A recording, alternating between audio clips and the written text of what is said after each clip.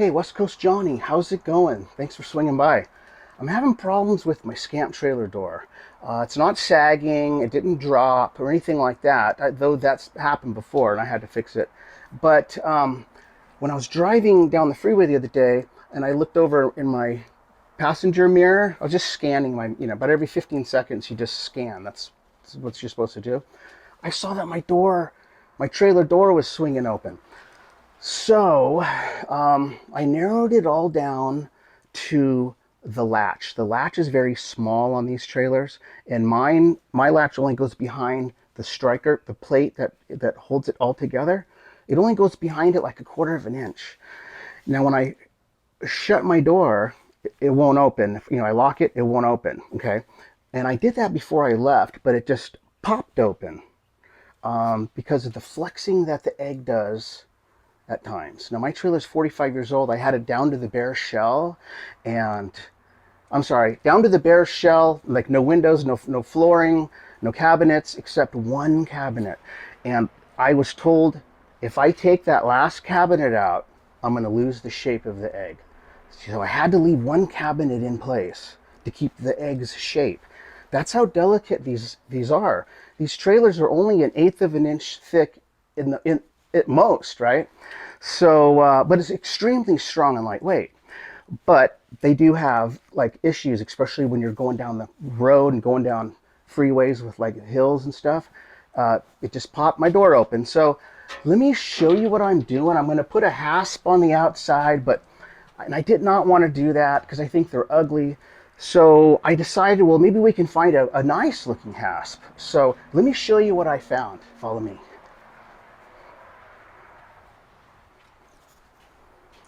All right, well, here's what I've got. I went to San Diego Hardware. It's an old store. It's been around for 100 years.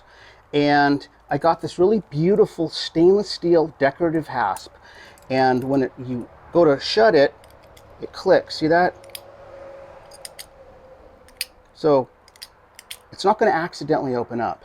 And that's great. If I'm going down the highway, I can go like that and not worry about it. The other cool thing is if I leave my trailer at a campsite, maybe want to go into town or something, and maybe it's a weird spot, or I don't want to worry about my trailer, I could actually put a padlock on the outside. Instead of just locking my door and the deadbolt, I could actually put a padlock here, because when you approach the trailer, you see the padlock. So then you already know that you're not going to get in it, okay? You're not going to try to play with the doors and stuff. So this serves as two purposes. Now, this wasn't cheap. It was like $37, $38, but it is beautiful, and I didn't want to put a galvanized one that looks like it should be on a gate at on your house, like from Home Depot.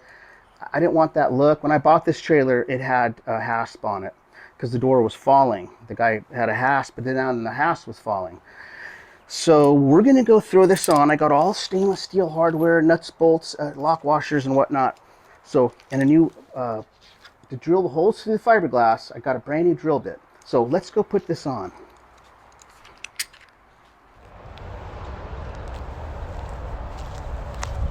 Okay, well, here we are.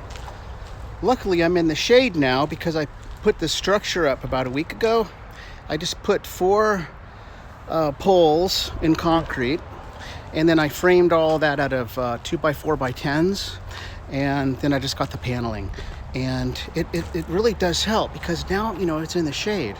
So where I'd like to put the hardware, I'm thinking, I can't put it anywhere around here because I don't want to interfere with what's going on right here. I don't want to put it way up here. I don't like that. I think I'm going to put it right under here because I just don't want it too high. I just put it right there, I think. So see, this won't open right now. It's shut. But I cannot pull this thing open. But on the freeway, it just easily popped right open. And it was because of my catch. See, it doesn't go in very far. See, I had to make this whole thing out of metal. This is all metal, and I fiberglassed the metal into my trailer. So you cannot pull this off, but for some reason it did, and I just don't want that to happen. So we're gonna put it right here and see how that looks. Well, unfortunately, this is not gonna work for my trailer because the gap between these two, the space is much smaller than the space here. So there's really no room. If I put that there, this won't reach the trailer. And if I go like this over here, that's not gonna reach the door. So I'm gonna take this back because they did have a bigger one. And I think I'm gonna go check that one out. So come with me to the hardware store.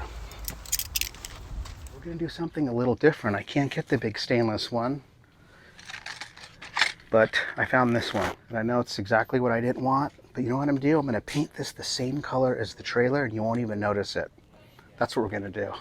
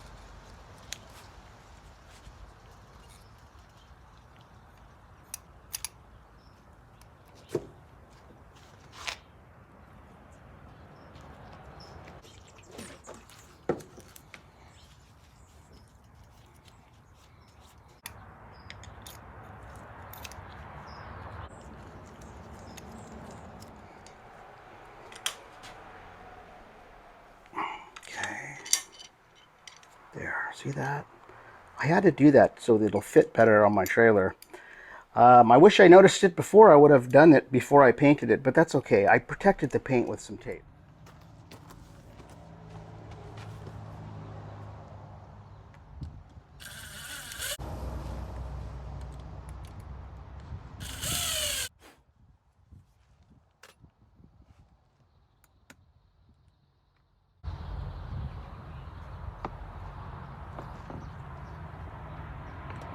Here's what I want to show you.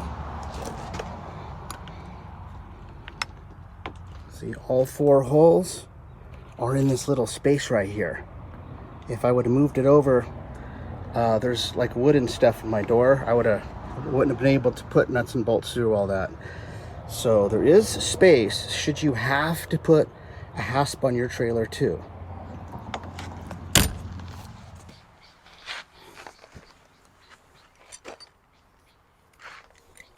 This door won't shut all the way because the screws, 2 of the screws are going to hit the door jamb because they're a little bit too long. So I'm going to trim them right as short as I can so that they won't interfere with anything. And then I'm going to have to go in the closet to put these fasteners on. Like that.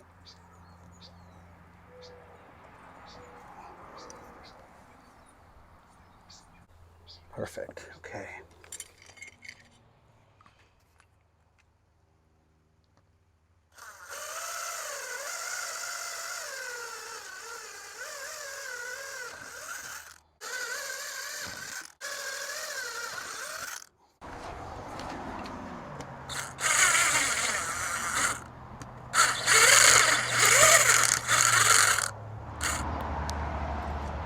Well, there it is.